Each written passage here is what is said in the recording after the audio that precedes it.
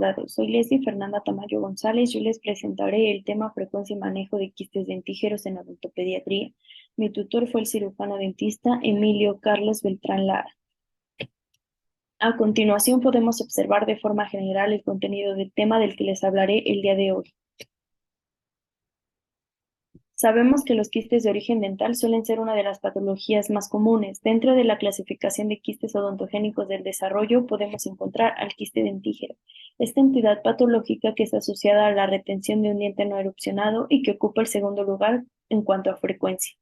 Es difícil determinar un diagnóstico basado en sus características clínicas, ya que son muy pocas las que posee, por lo que es importante realizar un estudio histopatológico y radiográfico que nos permita tener un diagnóstico más certero. La primera vez que se habló de quistes dentígeros fue en 1862 por Piaget. Para él, el quiste dentígero era aquel que contenía dientes y se encontraba en los maxilares. Hoy en día, un quiste dentígero se define como la acumulación de líquido entre el epitelio reducido del esmalte y la corona de un diente no erupcionado.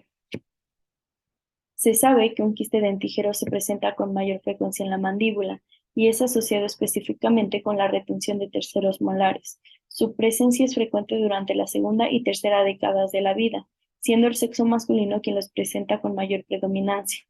En México existen muy pocos estudios que explican la prevalencia de quistes dentígeros. En este trabajo de investigación nos basamos en dos de ellos.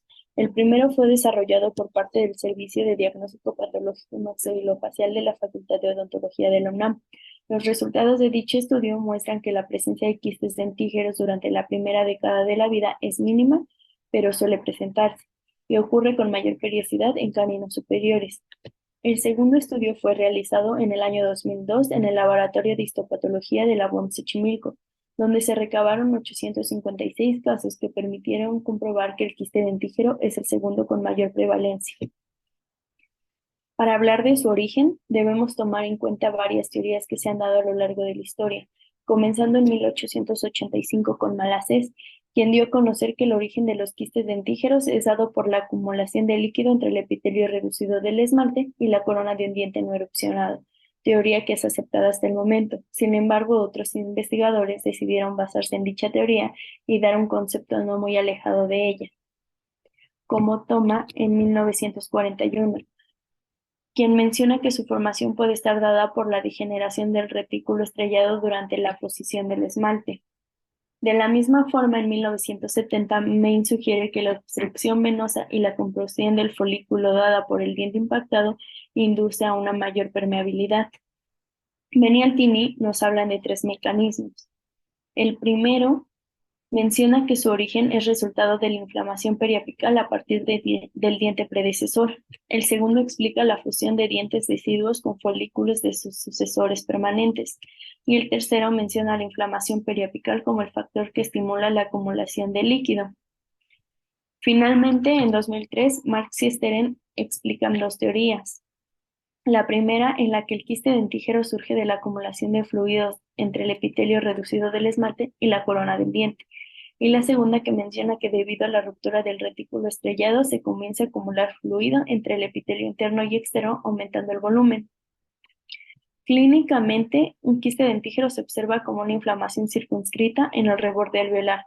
En ocasiones puede llegar a presentar una coloración púrpura y la erupción tardía es el principal indicador de su presencia. Sin embargo, debido a las pocas características clínicas que se logran observar, su diagnóstico se comprueba por hallazgos radiográficos.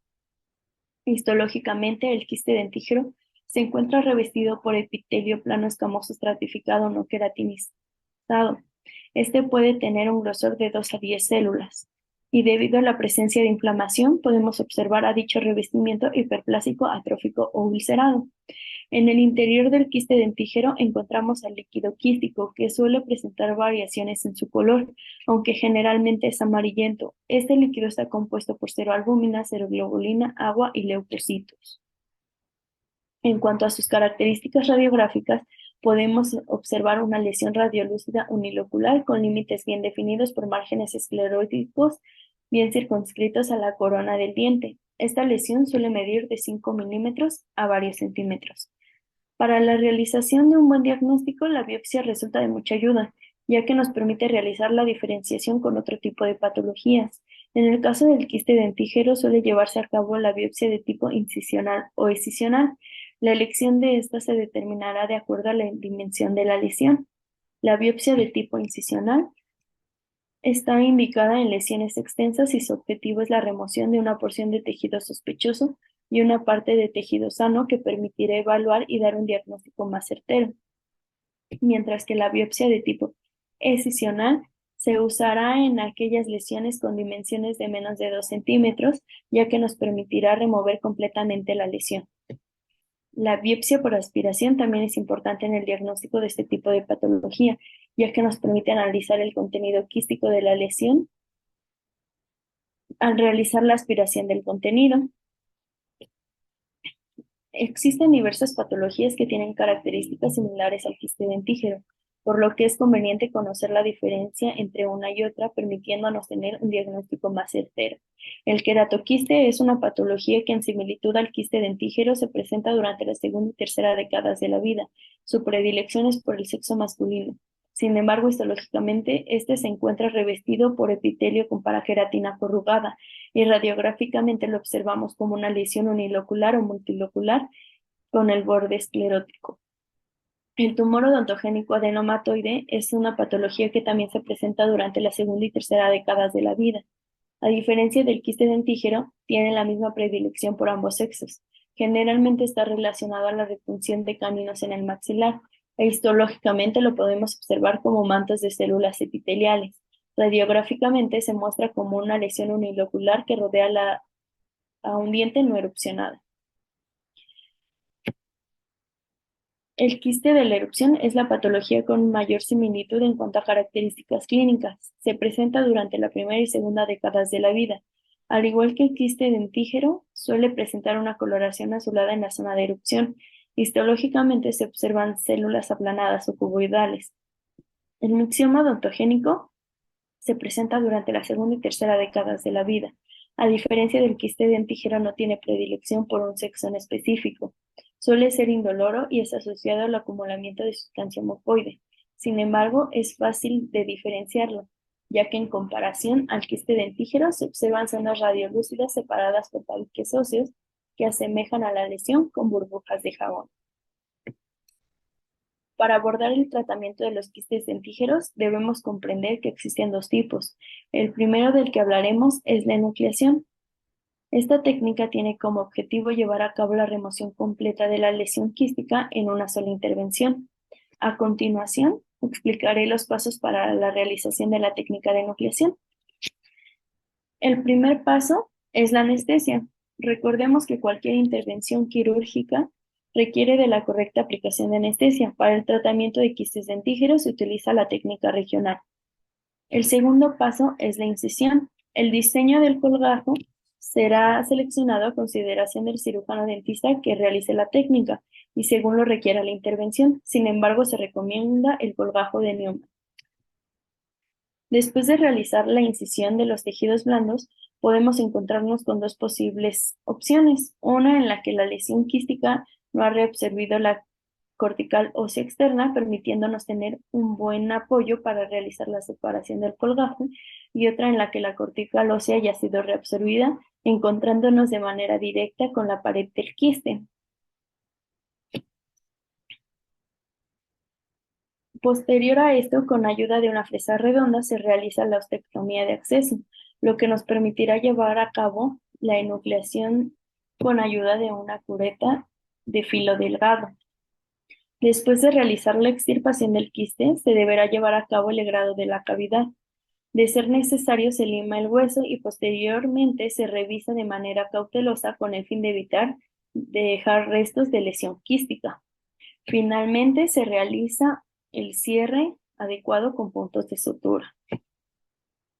La segunda técnica es la marsupialización, también conocida como operación de Parch. Está indicada en quistes de más de 1,5 centímetros. Dicho tratamiento tiene como finalidad la realización de una ventana quística que comunique al quiste y a la cavidad oral con el fin de eliminar la presión intraquística y reducir la dimensión de la lesión. A continuación, explicaré los pasos para la realización de la técnica de marsupialización. El primer paso, como en todo procedimiento quirúrgico, es la anestesia.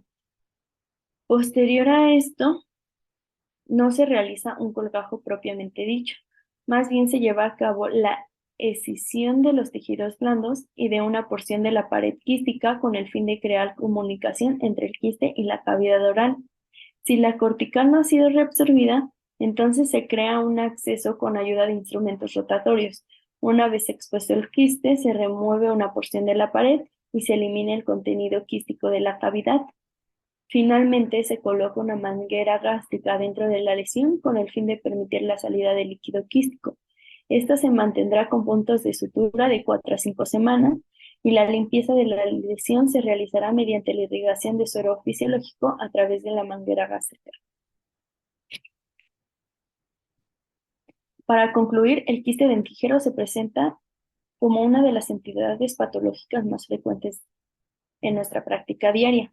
Sin embargo, el desconocimiento de las características de dicha patología, la falta de observación y la inexperiencia pueden llegar a dificultar su diagnóstico. Conocer las características clínicas, radiológicas e histológicas de un quiste dentígero nos permitirá descartar lesiones patológicas con características similares, permitiéndonos comenzar a elaborar un plan de tratamiento bien estructurado con ayuda de otras especialidades como la patología bucal y la cirugía maxilofacial. Toda la gente sonríe en un mismo idioma.